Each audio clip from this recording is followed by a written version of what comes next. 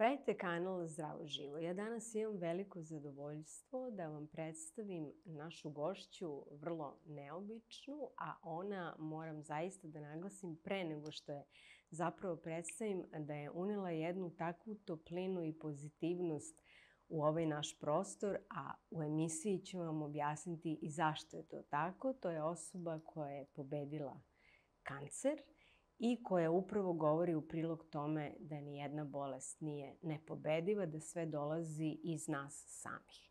Dobar dan i dobrodošli. Moja današnja gošća je Pipa Mila Dragica Rajić-Racić.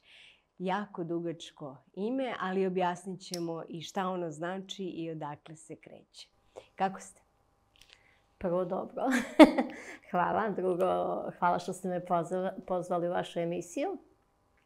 Pozdrav svim gledalcima. Drago mi je da sam danas ovdje među vama. I evo, igrom slučaja, našla sam se u Beogradu, pa možemo sve ovako da popričamo. Igrom slučaja, da li uopšte slučaj postoji ili nam je sve negde nekako predodređeno, danas ćemo čuti vašu životnu priču. Ona počinje pre, da kažemo, 13 godina kada ste otkrili da imate kancer. Ili kako ga vi uopšte doživljavate i zovete.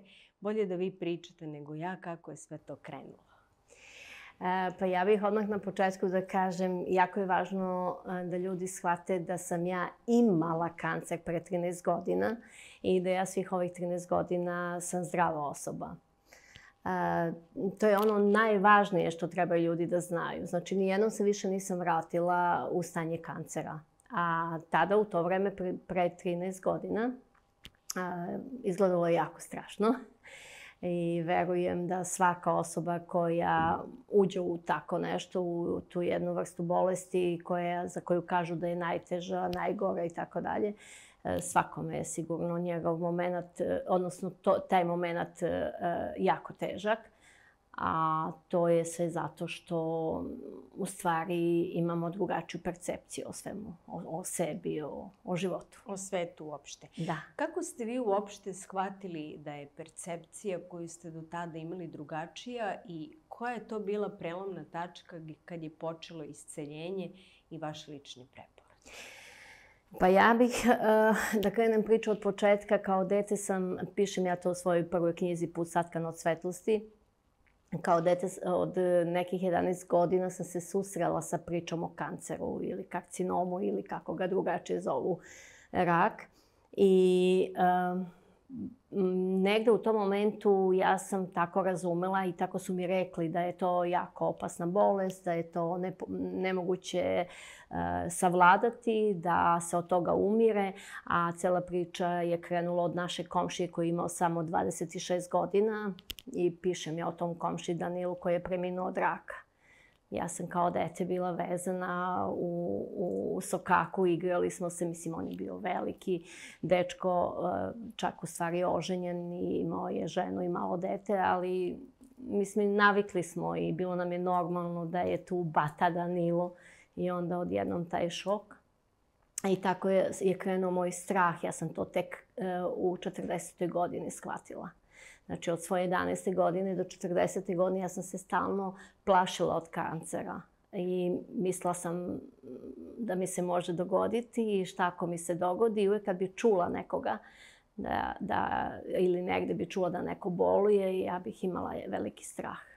Koliko naše misli, odnosno taj strah koji nam se zbog nekog događaja usadi i stalno mislimo i molimo Boga da se to nama ne desi i stalno negde, ajde da tako kažemo, da li prizivamo mislima neke stvari koje nam se dešavaju, koliko čovek može da osvesti takav strah i da se sa njim bori? Pa mi svi znamo da su misli informacije. Znači, te informacije od nekud dolaze i to nije bukvalno sad samo ja mislim, nego kao što sam rekla priču o komšiji. Znači, upoznati smo sa raznim događajima, raznim pričama i u neznanju, naravno, to postoji u našoj podsvesti. I onda kad mi negde šta god opet čujemo, vidimo, dok ne shvatimo, dok ne osvestimo da to nije pravi put, naravno uvek iznova te informacije koristimo kao napad na nas samih, ali toga nismo svesni, ni ja nisam bila svesna pre 13 godina. I onda sam tako, kad su mi rekli za dijagnozu, ja sam počela da se užasno bojim. I onda sam išla kroz tu celu priču uvek mislima sad ću da umrem. Šta ako se ujutru ne probudim? Onda su mi prolazili razni neki filmovi kroz glavu, odnosno znači, videla sam te slike, tako reći, moje sahrane, kako me sahranjuju, kako je kraj, zato što sam bila jako uplašena. Znači, mi strahom utičemo da bude sve tako strašno. Uzet ću u obzir da kod mene je to bila jedna mala kuglica na dojci koja je bila par milimetara. Ja sam čak i ovde u Srbiji išla na te neke preglede. Sećam se, neki doktor iz Niša je to radio, jako stručan i on mi je tad rekao, ma to je kao mala cistica, to nije ništa, to je 6 milimetara, to nemojte da brinete. Još sam imala rođak u zdravstvu pa su me svi oni nekako tešili.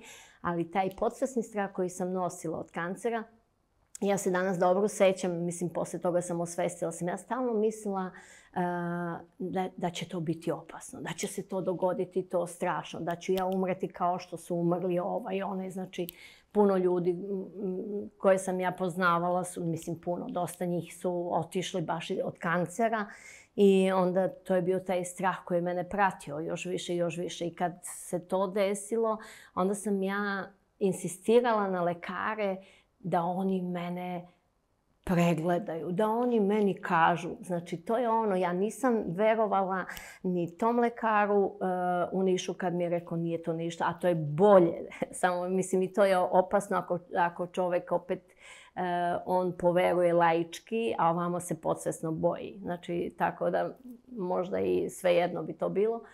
Ali svejedno, znači ja uopšte nisam ni verovala ni jednog momenta da možda i neće to biti rak, nego će se to istopiti, odnosno nestati. Pa sam imala prijateljicu, pošto sam ja tada živjela u Švajcarskoj, u italijanskom kantonu, i ona mi je pričala da je ona to imala tako pre 10 godina na dojci. I to je nestalo i to je sve okej kod nje. Ali to su sve bili znakovi da ja trebam da poverujem da će to biti okej, da će proći. Međutim, ja to nisam umela iz tog straha. I od one strane, tamne strane, koja je bila taj strah koji me pratio iz detinjstva od 11. godine. Međutim, u toj borbi gde sam se ja i borila sa tim, jer niko ne želi da umre, samo taj strah u nama, ja sam ga isto imala, jel da, i on je meni pravio te pobune u meni. I nadala sam se ipak da možda i mogu nešto da uradim. I onda sam opet išla lekaru. I onda kad je video lekar da sam dosadna i da tražim, znači prepoznao je da imam strah verovatno, i onda on rekao, ok, ajde ići ćeš da radiš te preglede, mamografiju, sad meni to ne dolazi na pamet kako se to kaže, ultrazvuk. I ja sam se tu kao lakše osjećala. To je sve prevara u nama gde mi onda mislimo s time ćemo to rešiti. Međutim, kad sam to uradila, ja sam kao se smirila, došla kući i čekala sam kao rezultate, i rezultati nisu došli 3 nedelje, niko se živ nije javio. I ja sam već počela kao i da se tešim, pa možda je dobro, pa mi se zato niko ne javlja. Međutim, posle tog vremena, znači 4. nedelje, mene je moj lekar pozvao i pozvao me da dođem kod njega hitno u studio još tog dana. I to već je počelo meni da ključa zašto sad je šta i kako. I kad sam došla, onda je on rekao da ja moram hitno to je bolnica, ali oni tamo rade te preglede, pa biopsije. I ja više nisam imala vremena da razmišljam sada šta je sad to, nego prosto uhvatio me taj talas. Tako je, tako je. I u svemu tome i moja borba onda je koliko god da znači ja sam ušla u to, ali želela sam da nađem neko rešenje, meni se živi.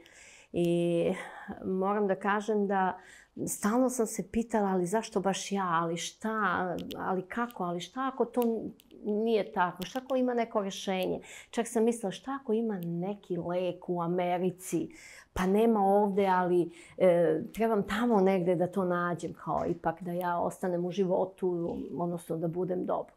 I to me onda nateralo i ti pregledi, jer onda sam išla tu na razne još neke preglede, pa znate ono, kad uđete pošto ja u drugoj zemlji, pa sad ne znam, kao valjda to ovdje se naziva skener ili tako nešto. I tu je bilo isto rečeno, onda da meni baš ovako je grozno stanje, a ja sam to i primetila u tom periodu, to je toliko buknulo, dojka je bila, znači to je došlo do nekih, ja se sad više ne sjećam tačno, ali nekih 11-12 cm sa 6 ili tako, od 6 mm. Znači to je bio period od marta do jula. Ali oni dotad nisu imali takve slučajeve. I zato su oni meni rekli kao ono, vidjet ćemo u avgustu, mi ćemo to da pregledamo, pa ako ima promjene to ćemo operisati. Međutim, kad sam ja tada u julu bila u toj bolnici na pregledu, tad su mi rekli kao da ne mogu više to ni da operišu, odnosno bolje da to ne diraju, da je bolje hemoterapija i to na zapadu jako praktikuju. I naravno ja nisam tad znala ništa drugo nego opet da se s time složim i krenula sam u tu priču sa hemoterapijom. Ali ono što se meni dogodilo, a to pišem i u prvoj knjizi, Put satkan od svetosti. Ja sam zato tu knjigu i napisala. Ja sam tada mislila napisat ću tu knjigu da dajem neke informacije, da ljudi dobiju ideju, da se izbore, da ne dozvole da padnu kao što ja nisam dozvolila, jel da? Ali dok sam bila još u toj priči, ja sam bila jako uzrujana, uplašena. Stalno sam videla svoju smrt i tad kad su mi rekli, ja sam pitala doktora, doduše nije on čovjek meni rekao, ti ćeš da umreš za 3-4 mjeseca. Ja kad sam ja o tome pričala na televizijama, ljudi su me ponekad pogrešno shvatili kao da ja optužujem lekare. Ne, nije to tako. Ja sam samo lekara pitala šta je moja situacija, pošto je bila situacija ništa ne brini, pa onda pa ajde vidjet ćemo, pa onda hitno moraš ovamo, pa onda odjednom kraj. Mislim, baš su mi govorili da ti rezultati nisu dobri, da su obuhvaćene bile žlezde, pa da je krv bila loša, da je to isto, ne znam kako su mi oni to objasnili, da je krv obolela, da zbog krvi može u svakom delu tela da bukne i tako, jer je to tako buknulo i na dojci, da to je za njih bilo nešto novo i da nije im bilo ni jasno ni kako i jako su bili i oni zbunjeni ljudi. I moram da kažem da sam tad u tom momentu bila malo i ljuta i čovjek tu je uplašen da ne zna u stvari ni šta misli, više ni šta radi. I onda, pošto sam primila tu neku kontrast, odnosno kontrastnu tečnost u veni, onda su mi rekli, pitali su me da li imam decu kući, pošto ja imam sina, danas je on veliki, 33 godine, ali tad je još bio tinejdžer.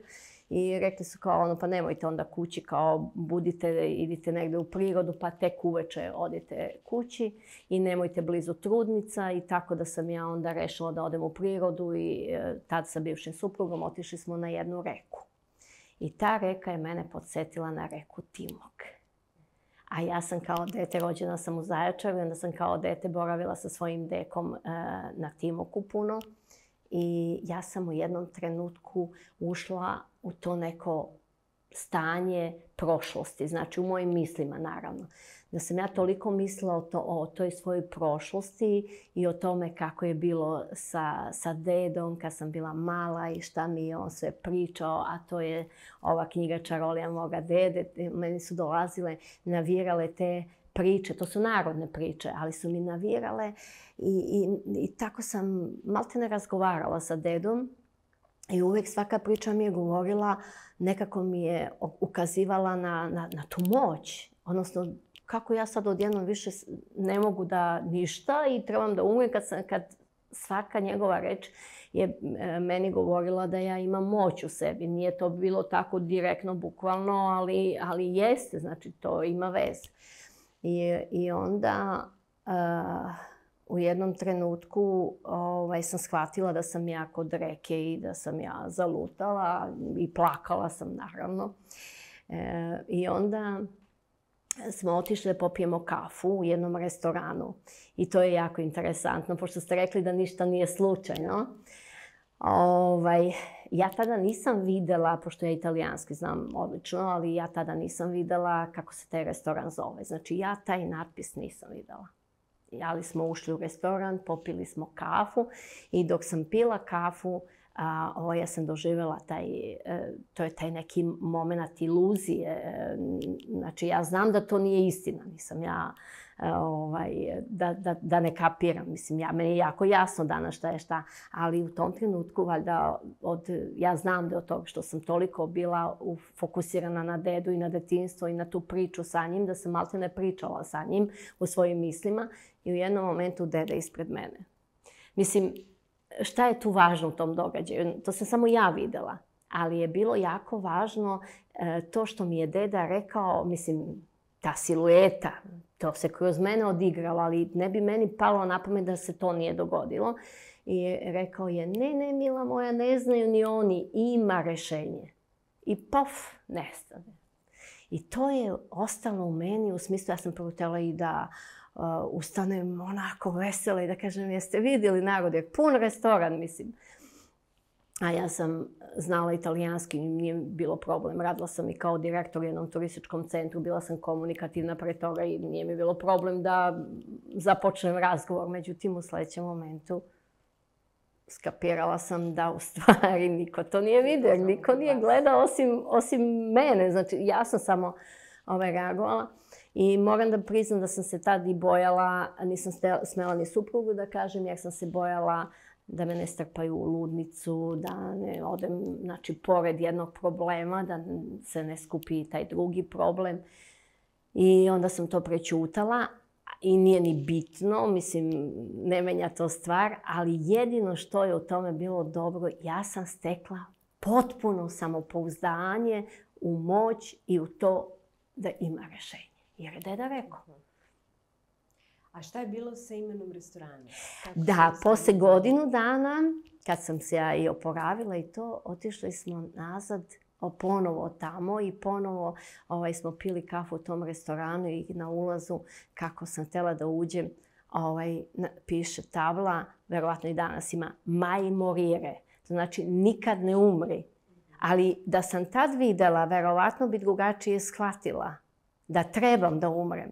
I verovatno me zato to i sačuvalo. Zato ništa nije slučajno, ali postoje paralelne realnosti. Ili idemo u smeru moći i pobede, ili idemo posle...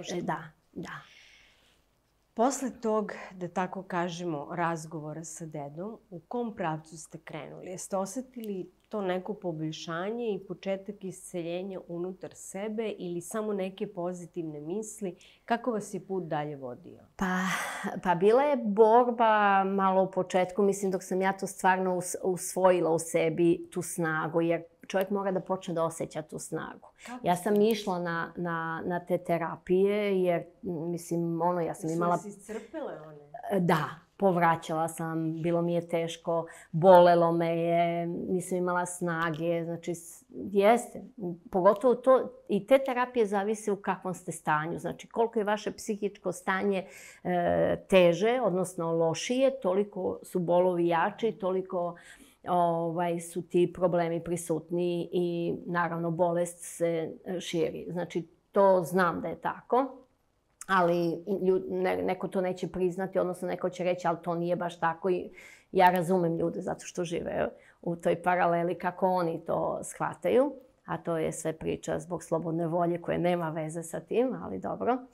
I naravno, u momentu kad kad sam ja dostigla to stanje samopouzdanja jer ja sam non stop vraćala sebe i u priče sa dedom i šta mi je deda sve rekao kad sam bila mala, kako možeš. Ima jedan interesantan događaj.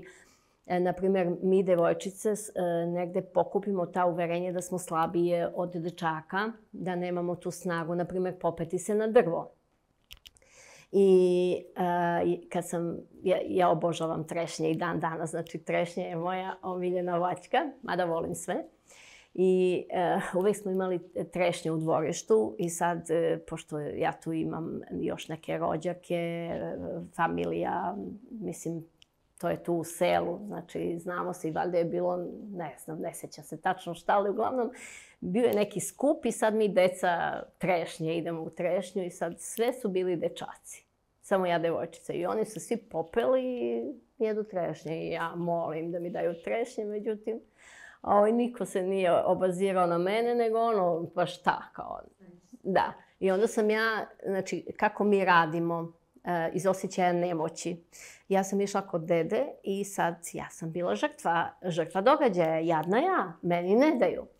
A on nije dozvolio da ja ostanem u tom stanju žrtve i da sad šta rade roditelji ili babe, dede, onda idu i kažu sram vas bilo što niste da ovo, što niste uradili, kako ne gledate na sestru. Međutim, on je mene učio nešto drugo. Pa vidiš da si u haljinici, ko može da se popne na drvo golonogi, goloruk? Idi obuci duge rukave i pantalone i popećeš se. I samo ona njegova reč i popećeš se. Za mene je bila završena priča. Znači, okej, samo da uradim to tako i ja ću to uspeti. I tako sam i uradila i stvarno sam se popela. Jer dobila sam i tu snagu, znači može. I to mi je koristilo kroz ovu priču. Počela sam da se vodim sa time da mogu. Mislim, i dan danas. Sjećam se kad sam prvu knjigu napisala, pa jedan profesor, tako je počela prva biografija, kad je on rekao, ma Mila, vi ne priznajete ne mogu i ne može. Kod vas toga nema. Ja kažem, ali ne da ja ne priznajem, nego u biti, u pravoj realnosti toga nema. Znači, ja sam zapravo shvatila da ne trebamo da se dajemo, odnosno da uđemo u tu krivu realnost. Ajde da se vratimo upravo toj priči. Kako se otkriva ta realnost? Kako možemo mi da je vidimo? Šta nam je potrebno? Kako u stvari čovjek spozna šta je to Bog? Ako krenemo od toga da je sve od Tvorca dato. Tako je. Kao i mi sami. Kako dolazimo do te spoznaje? Da. Vi to kad pričate, to zvuči tako lako. Eto, to je to. Ali gde mi to nađemo i kako? Pa u biti, znači, postoji nauka o ljudskom telu, o ljudskom umu. Znači, mi imamo nauke koje govore o nama, je li tako?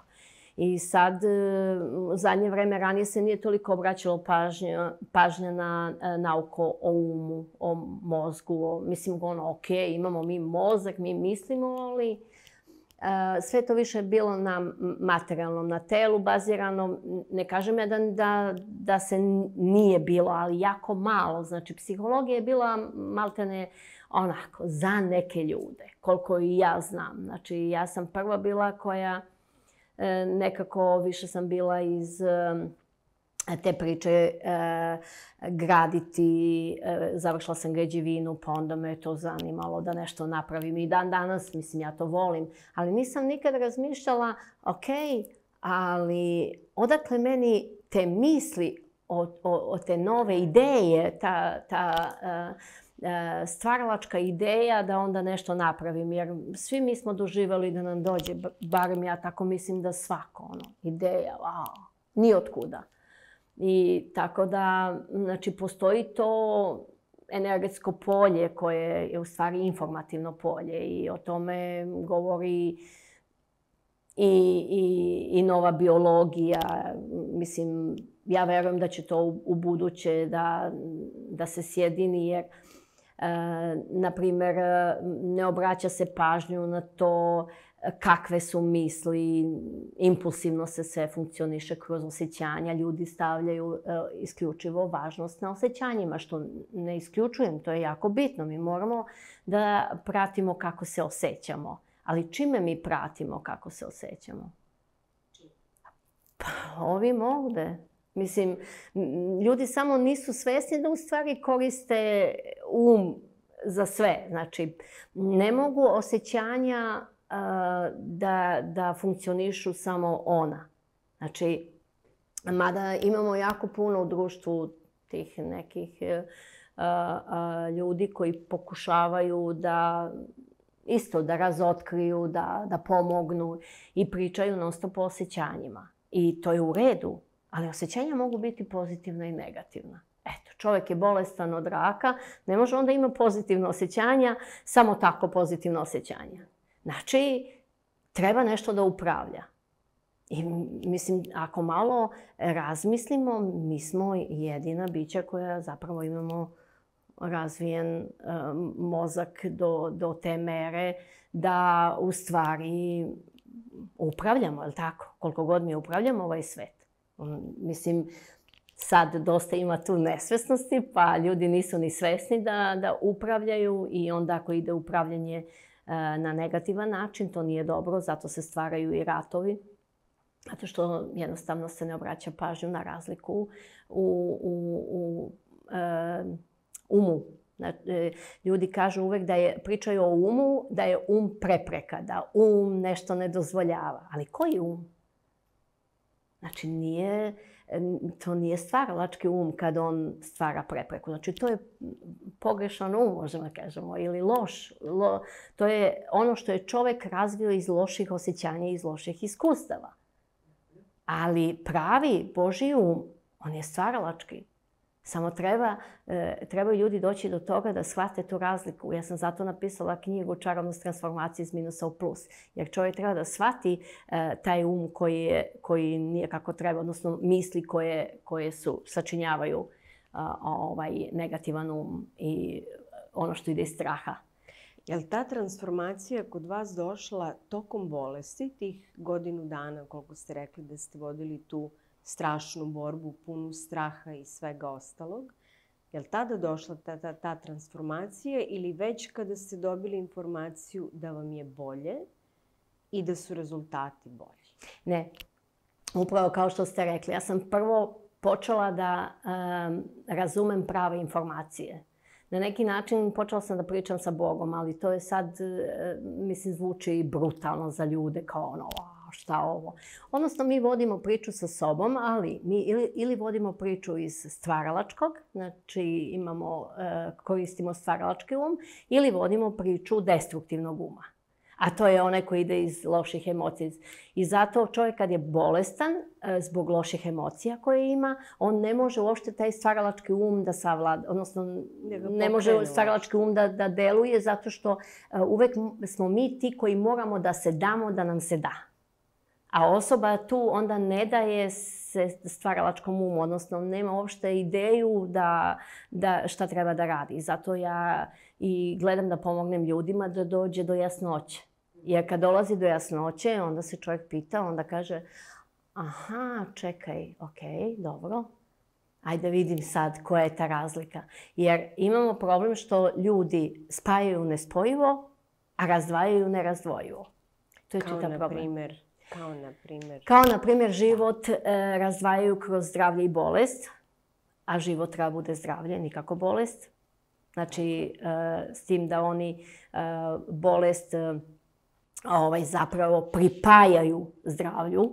I sad vi gledajte, znači, kako hoćemo da budemo zdravi, ali idemo u bolnicu.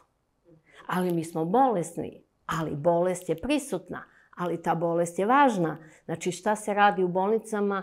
Analizira se bolest. Mislim što ja razumem medicinsku struku znači uopšte ne okrivljujem medicinu u tom smislu, nego hoću da kažem fokus je isključivo na bolest. Znači, umesto zdravlja, odnosno sve to što se vrti oko bolesti, to se pripaja zdravlju. A u stvari, mi ne možemo da budemo suvi ako smo non stop potušeni. Da. Šta onda bolest zapravo znači? Bolest znači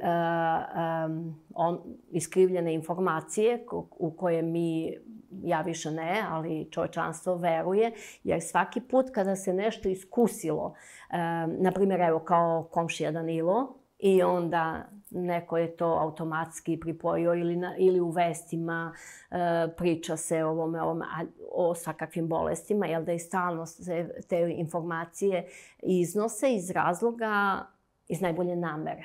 Znači, to je u stvari namera da ljudi vode računa. Imali smo priču korone, jel tako?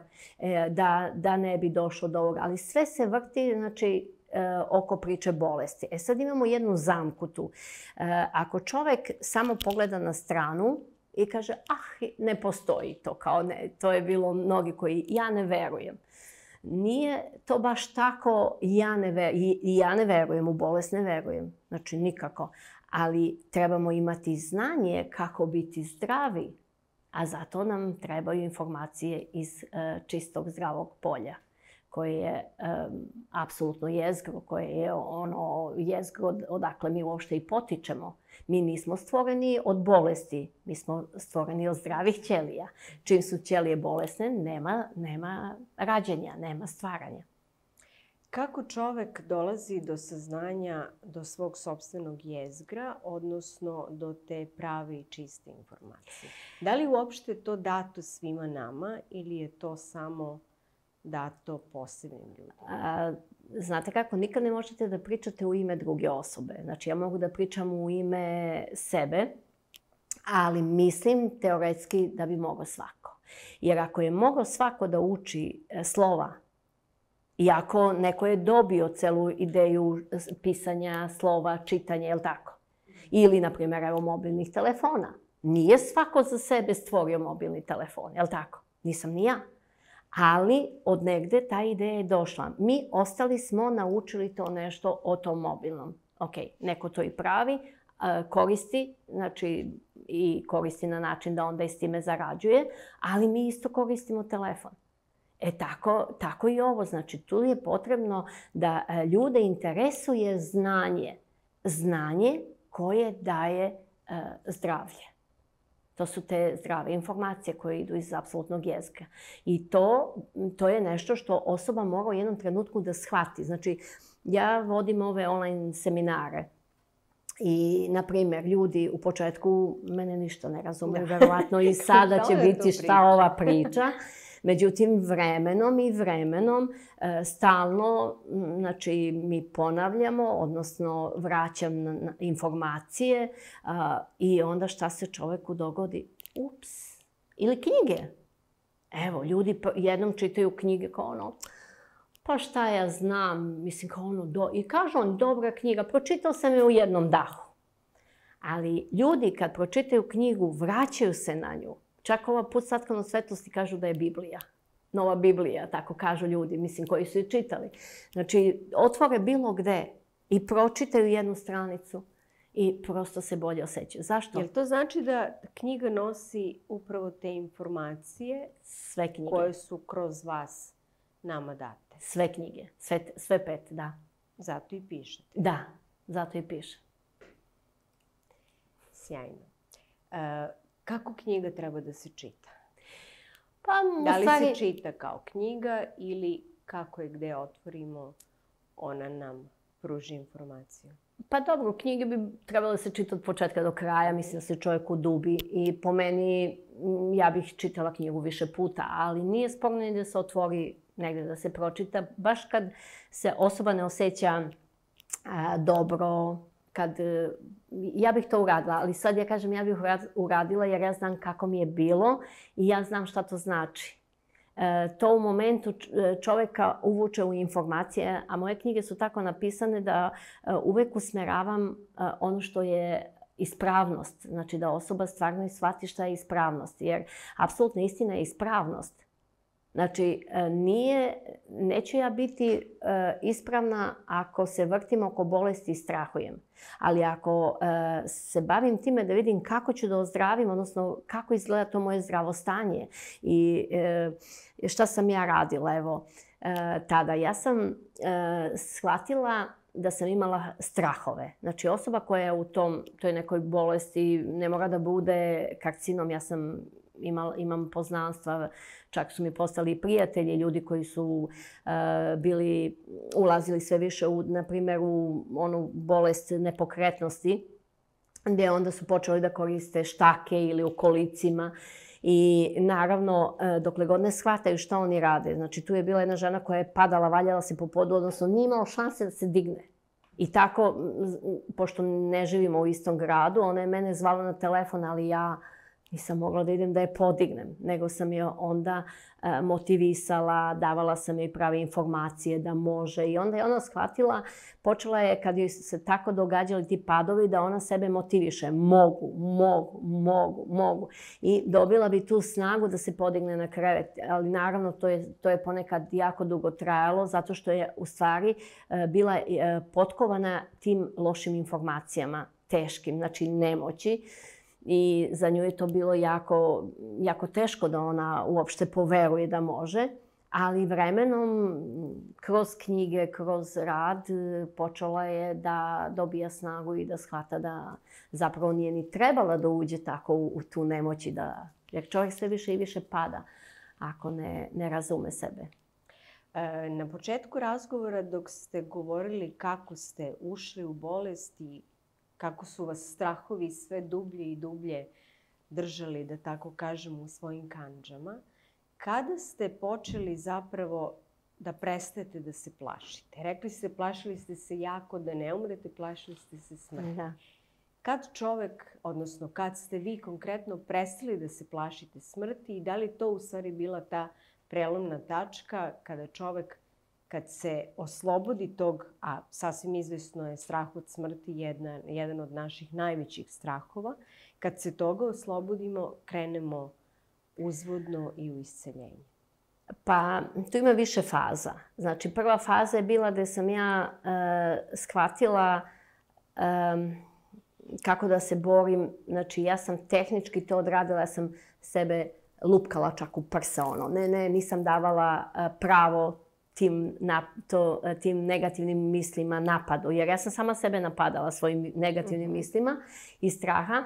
I ja sam to nazvala tehnika Sicilija, mislim kasnije, pošto htjela sam da se ljudi podsjete na to kada sam ja to radila, da to je moguće, znači da svako može da napravi svoju tehniku. Jer to sam ja samo sebi branila sam, odnosno odbacivala sam to loše i da ne mogu i da ću umreti i onda sam se prešaltovala u misli idem ja iduće godine na Siciliju, ja ću biti zdrava. Znači, gledala sam u pozitivnom smislu i stvarno ja sam sebe čak i u nekim momentima šamarala. Mislim, ne sad da se tuče, ne znam koliko, ali sama sa sobom nećeš ga.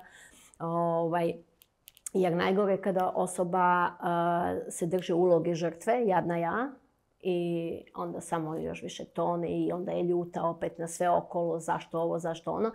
Imala sam taj jedan slučaj ljutnje, ušla sam u depresiju, to je bilo kasnije, jedno pola godine kasnije, zato što to je bilo početak 2011. ali u decembru, i dan danas pamtim datum, 16. decembar 2010.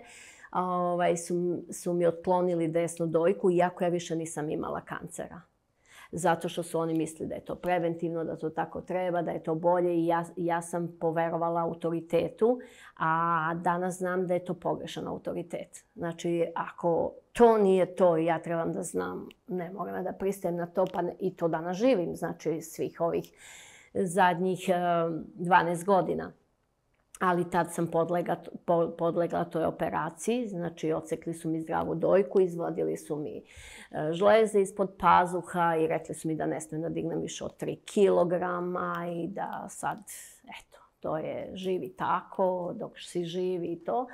Međutim, ja sam onda shvatila da tu ima dosta pogrešnih stavova, da to ne treba da bude tako i onda sam promenila, ali to sam tek uradila kasnije, znači 2011. A do polovine 2011. znači dok je tekla i ta operacija i plastična hirurgija i bila sam i ljuta na njih. I čak s jedne strane nije to bilo dobro za mene, naravno. Išla sam čak i u psihijatriju kod psihologa, pokušavali su čak i neke lekove da mi daju. Mislim, a to je bilo u stvari moja ljutnja i bes na sve to, zato što sam to sebi dozvolila i mislim, morala sam sa time da se saživim.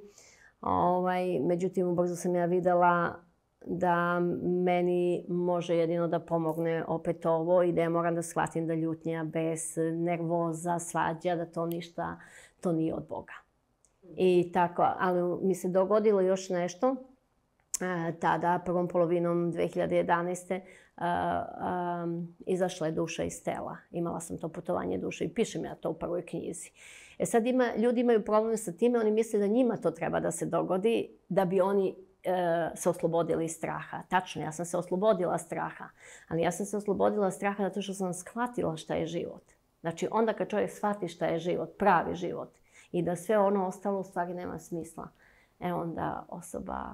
A kakav je to osjećaj, kažete, duša je otišla iz tela? Kakav je to osjećaj? Pa, odjednom bila sam dve ja. Znači, ja na krevetu, jer meni je bilo loše zapravo. To je zbog te depresije, ljutnje, besa. Sad, ne govorim to da misle ljudi, čim su ljuti, to da će da im se dogodi to. Ali ja sam valjda išla toliko napeto da je onda sve šta mi se dogodilo, to se valjda prelilo je čašu. Ali sam znala u stvari da za pozitivno ponašanje i samo što nisam dobro mogla da upravljam. I onda kad je duša izašla, onda kad sam vidjela dve ja, onda sam rekla šta je ovo. Ali u istom momentu već mi je bilo pa da, kao znam, kao gotovo, pustimo to telo i to je to. I onda, mislim, imaš tu neku lakoću, postojiš, mislim, barem ja tako, postojala sam i dalje, ali prozirna, providna. Nisam više, ono telo je ostalo, leži. I kao nema veze. I onda tako, kao, baš ono kao, znate u filmovima onaj duh, onaj čaršav što leti. Tako to. Mislim, zapravo ti sebe i ne vidiš baš. Više vidiš oko sebe. Mislim, ne više, nego čak, valjda nisam imala vremena ja puno to, da nisam ni znala da će to da me snađe. Jednostavno, I sad ja se prisjećam toga. Znači, ušla sam u taj neki svetlosni kanal, to me odvuklo, usisalo i onda sam izašla na tu neku drugu stranu i to je bilo jako lepo, svetlost na sve strane i došla sam do jednog kao okean svetlosti. Znači, tu kad sam došla kao to je tako treba. Da. I ja sam kao i završila, ja sam bila jako zadovoljna. Složila sam se sa tim. Međutim, telepatski neki glas, kao nije to ni glas, ja to sad ne mogu mi reći to sve da opišemo baš najbolje. Ali sve u svemu rečeno mi je kao vrati se. I još kao ne, kao super. Ali vrati se, imaš dete, porodicu, kao ljudi oko tebe i onda se upale te neke emocije, želje za svima, jel da? I tu onda taj osjećaj unutra, odmah sam pristala i opet izvukla sam se iz toga i opet sam se vratila, došla do tela. Sad tu ja nisam vidjela ni jednu neku drugu osobu, niti dedu, ništa. Znači, samo ja sa tom svetlošću, sa tom lepotom i sve nešto zlatno, zlatne cveće, više onako prozirno, baš tako kao i moje telo. I mislim, to telo, duša, ne znam kako da. I onda kad sam došla do svog tela, znači opet dve ja, sad ja znam, ja ću da se vratim kao ja to hoću. Međutim, kad sam pokušala, nisam uspjela, to me odbacilo. I tu sam se malo zbunila, malo kao da sam počela da se uzrujavam. Kako sad to da uradim? Bilo je lako izaći, aj sad uđi. I onda sam pokušala, pošto je to tako interesantno, ta neka moć u nama, znači mogu da uđem, mislim mogla sam, jel da, ta duša u drugu prostoriju. I tamo u drugu prostoriju moj tadašnji suprug i njegov zet gledali su Đokovića, igrao je tenis i sad sve zašto mi je to toliko ostalo u sećanju, zato što baš to videla sam te događaje, onda tu su bili unuci od mog supruga, vidiš sve. ali ti ne možeš ništa. Ja sam probala da zovem supruga, onda ovako rukom ne vredi, ne možeš ništa dotaknuti, ne možeš ništa uraditi. Kao ne da ti se, niko te ne čuje i onda se malo zbuniš oko svega toga. Možeš da prođeš kroz sve, ali ne možeš da uđeš u telo, odnosno ne može niko da te primeti. I šta sad? Ali opet, definitivno ta Božja ruka, ta Božja snaga mi je pomogla. Vratila sam se ja kao znam šta ću opet kod tela i onda kao uhvatila sam se ja za glavu tela na krevetu i onda sam se nekako gurnula, neka sila, snaga, znači dala sam se ja tome i Bog mi pomogao. I onda naravno spojilo se ponovo duša i telo i onda počela sam da dišem, odnosno kao da sam se davila.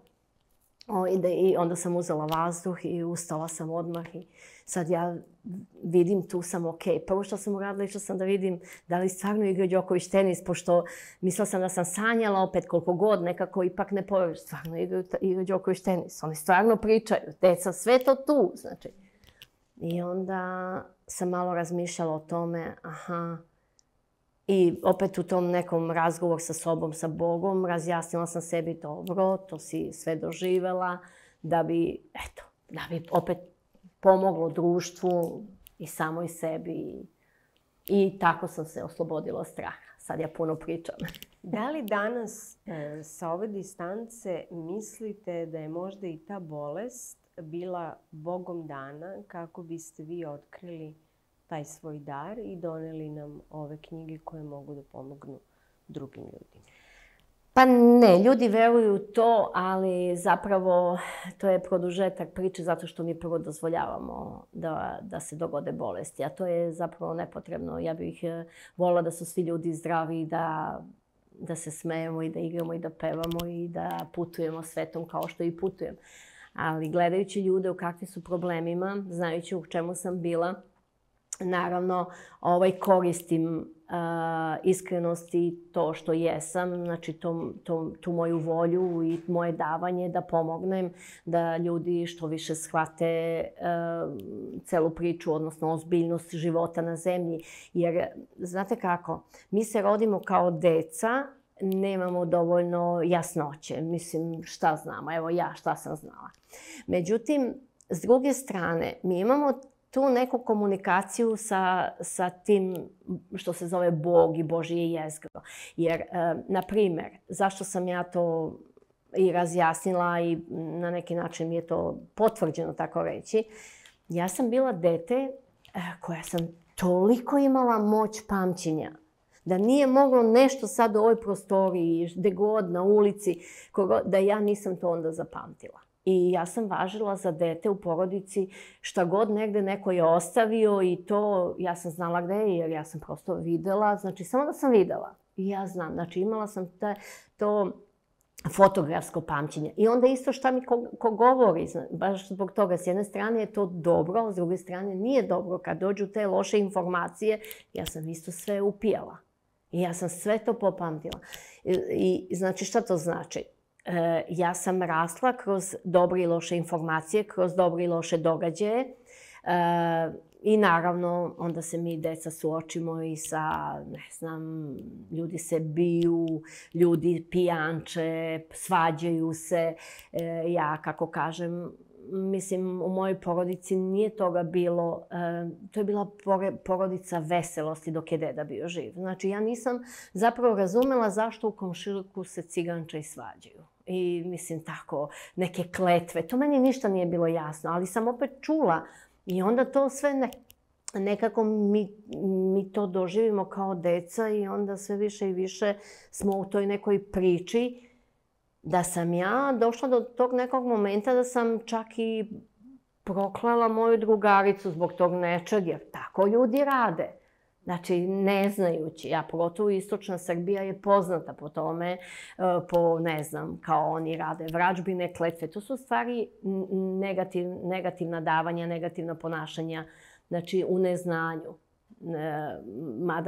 Mada oni imaju i onu dobru stranu. Znači, ja sam gledala šta znači kad, na primjer, pišem ja u mojoj knjizi o dodolama, ne znam da li ste ima znači tu, oni zovu magija, ali neka čarolija, zašto se moje knjigu zovu čarolija, čarovnost i tako, znači to je ta prava strana, kada je to nešto kreativno. I onda sam ja išla kroz to da ja razjasnim sebi sve to i da zaista se odreknem bilo čega što sam ja upamtila ili videla, a nije kako treba. Šta to znači? Nažalost, tek u 40. godini, a to sam trebala u 18. godini, znači zašto mi postajemo punoletni, mi trebamo da postanemo zreli. Znači, zrelost je ta koja ti daje mogućnost da ne koristiš ono što je loše. Je to moguće sa 18 godina biti zrelo? Pa, to je trebalo da bude. Na tome bi trebali da radimo i ja pozivam društvo da mi se pomogne. Znači, to bi trebali u udžbenike da stavimo, to bi trebalo da razumemo. Ima tu pogreške u društvu u smislu nešto što nije dobar pravac, smatra se dobrim, ali to o tom potom ne može to sve da se obuhvata, a mislimo da je okej. Znači, mislim, ja sam isto mislila. A onda sam videla da su to zamke upravo da bi došlo do više konflikta u društvu, da bi došlo do neslaganja, nerazumevanja. I sad, pošto je to tako, i ja znam, znači, stvarno, ja sam sigurna da u društvu, čak i u politici, u zdravstvu i sve oko nas ne rade to ljudi iz zle namere ako neko pogreši i ako neko koristi negativno ponašanje. Znači, sigurno to ne radi zato što to zna da to nije dobro, ali s tim, ne znam, kao što su u zadnje vreme zbog korone puno definisali kao ne znam kakve ljude i tako, zla strana i dobra strana. Sve to što je tako, da kažem, jeste loše, dešava se u društvu, je samo zato što nije razjašnjeno. Nije odvojeno. I sad, znači, prvo treba nauka o tome da se razjasni šta je šta zapravo, kako to da se odvoji, kojim putem, a to su upravo te paralelne realnosti, znači koja je prava realnost, kako da kreiramo tu pravu realnost. Znači, zato to bi trebalo da vode zaista ljudi koji imaju zdrav razum. A zdrav razum je nešto što treba da se istražuje, da se uči i zato sam napisala knjigu Apsolutna veza, apsolutna istina. Vi stojite na stanovištu da je upravo taj zdrav razum dostupan svima nama, samo ukoliko se dovoljno potrudimo da do njega dođemo. Pa na neki način da. Mi tome i težimo. Mi se zato i rodimo i ja garantujem da svaki čovjek bi to radio. Kako vi pomažete ljudima? Savjetima, razgovorom, čime? Knjigama, razgovorom, eto, radim te seminare, direktni razgovor, držim... Na tim seminarima, to što me zanima, o čemu se priča na tim seminarima? O apsolutnoj istini i o jasnoći. Znači, to su programi koji su obilni, ali imaju za cilj da... Svrsishodni. Molim? Svrsishodni. Da, jer zašto se zove apsolutna veza, apsolutna istina? Ja sam skoro, pošto je ovo relativno nova knjiga, baš onako nova, tek je sad izašla u knjižarama i na tržištu, i neko mi je rekao kao pa dobro, kao šta, ti si sad izmislila apsolutnu istinu i sad mi tebi treba da slušamo i da verujemo. Ja kažem, pa da li misliš da sam ja izmislila apsolutnu istinu? Da, ona je apsolutna i to je. Da, znači ja samo dajem do znanja da apsolutna istina je ispravna.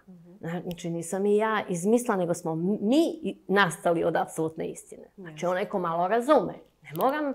Ne mora meni da se veruje. Uzmite lepo knjige, imamo tolike biblioteke, istražujte o istini, pa ćete doći do zaključka. Znači, s tim, zašto postoji ovo apsolutna veza? Kad mi razumemo apsolutnu istinu, Mi se apsolutno povežemo sa time. A metod apsolutne veze kroz koji se provlače knjige, seminari, moj individualni rad zapravo je rad o tome. Mislim, to je moj izum onda.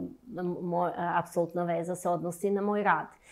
Apsolutno dođe do povezanosti, ali ljudi moraju tome da se daju.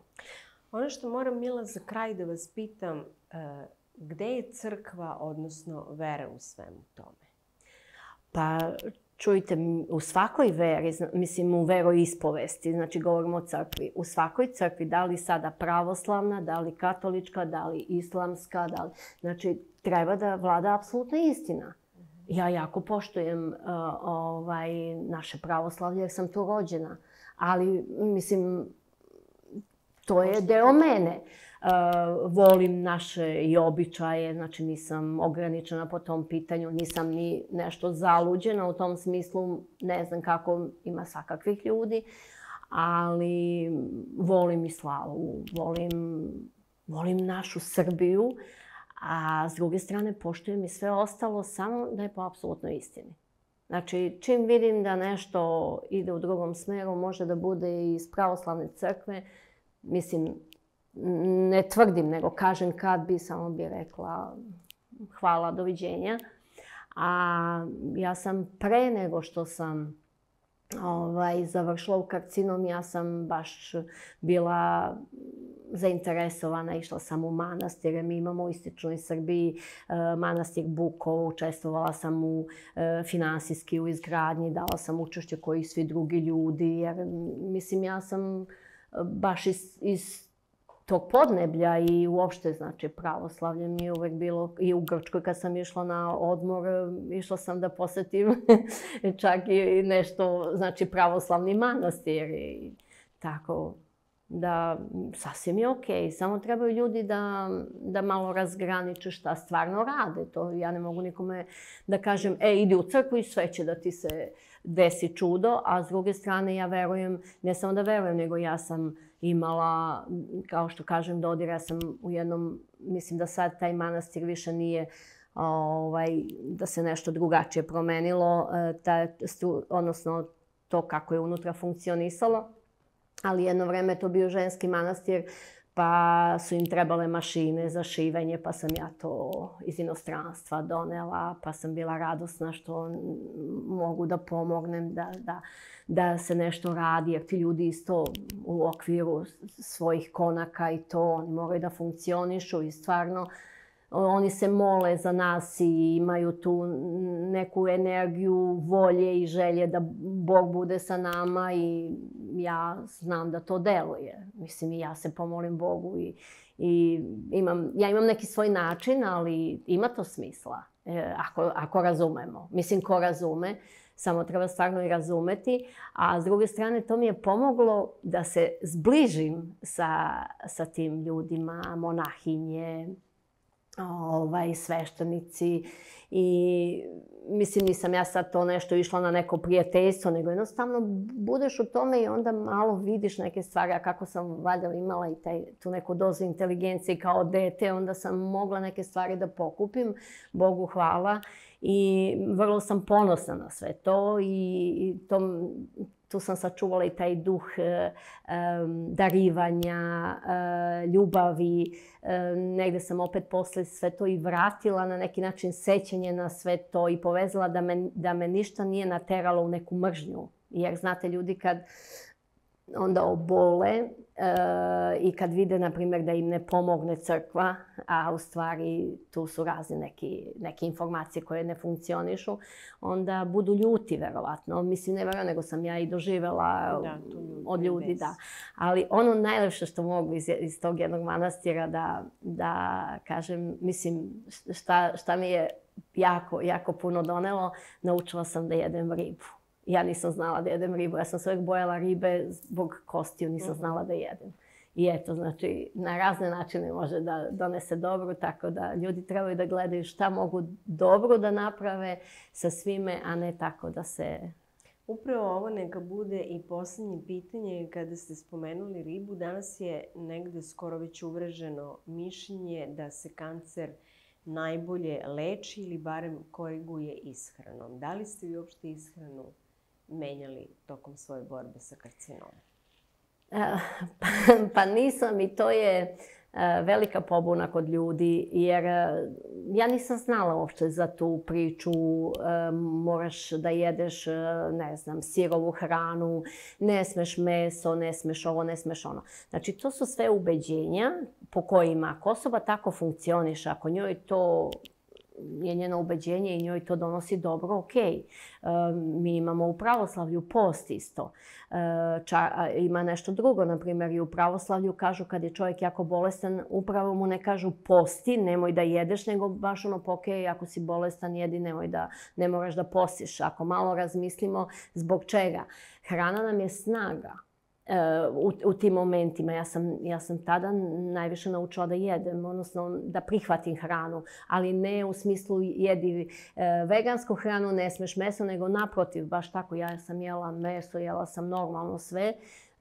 Imala sam problema zbog terapije, povraćala sam, ja sam se hrabro vraćala za stolom, oprala prvo zube, posle povraćanja i vraćala sam se za stolom i terala sam, tako reći, sebe da ponovo jedem. Znači, hrana je potpora životu. Sad, kažu da ima i nekih koji uopšte ne jedu. Ja to, mislim, nisam ni istraživala i verujem, možda i postoji otkud ja znam. Ja mislim da je to više stil života, izbor i da, mislim, nije da me to toliko zanima. Ako sam ja preživela na normalan način, sasvim normalno, mislim na ovaj način, ja nisam morala, ali ako neko mora, ako je njemu to vid izlaska iz karcinoma, a pomaže mu, mislim i ono, ok, ne mora da jede meso, neka jede tako ako misli. S druge strane, ja sam sretala ljude koji su ulazili u te veganske ishrane i stradali su zbog toga. Znači, zato što su to radili samo zbog toga jer je neko rekao i to tako treba i onda su ušli u mržnju sa ishranom, sa mesom, sa drugom vrstom hrane, a to opet upravo mržnja je ta koja radi zlo. Mržnja, ljutnja, bes, nezadovoljstvo. Tako da sam ja rešila i da budem i zadovoljna i sa svojom plastičnom dojkom, da kažem. Mislim, ja sam to morala da negde prihvatim sebe tako. Okolnosti su me naterale, ali sam shvatila da ja sam odgovorna za svoj život, za sve i da zapravo trebam da vodim računa kako se dajem i kome se dajem i zbog čega se dajem, šta zapravo dajem i šta će to da donese. Za kraj, kratko, jeste danas zadovoljni i srećni? Jesam. Bila je ovo Pipa, Mila, Dragica, Rajić-Racić. Hvala puno na ovom gostovanju. Pipi, izvinjavam se, Pipi. Hvala puno na ovom gostovanju. Hvala vama.